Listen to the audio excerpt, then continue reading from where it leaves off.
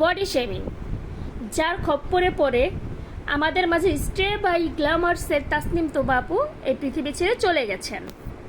কেন গেছে জানেন? শুধুমাত্র আপনাদের জন্য।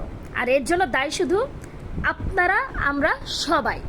আমরা বাঙালি জাতিরা এতটা জঘন্য, এতটা খারাপ, যা একজন আরেকজনের বিষয়ে কথা না বললে পেটের ভাত হজম হয় না। যারা স্বাস্থ্যবান বা আমি স্বাস্থ্যবান, যারাই স্বাস্থ্যবান হই না কেন, আমরা কি আপনার বাপেরটা খেয়ে মোটা হয়েছি? আপনার স্বামীরটা খেয়ে মোটা হয়েছি? আমরা নিজেরা মোটা, আপনাদের সমস্যা করি। হ্যাঁ, এমনও দেখছি মা বাবা পর্যন্ত বলতে বাদ রাখে না একটা মেয়েকে।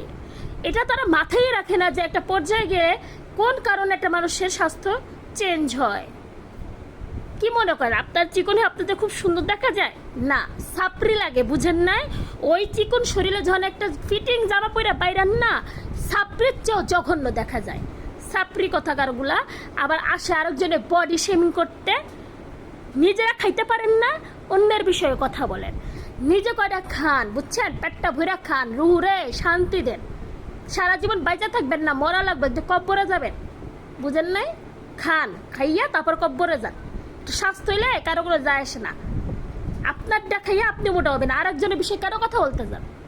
বডি শেমিং করা জায়গা পান না, ফালতু বাঙালি জাত কোথাকার।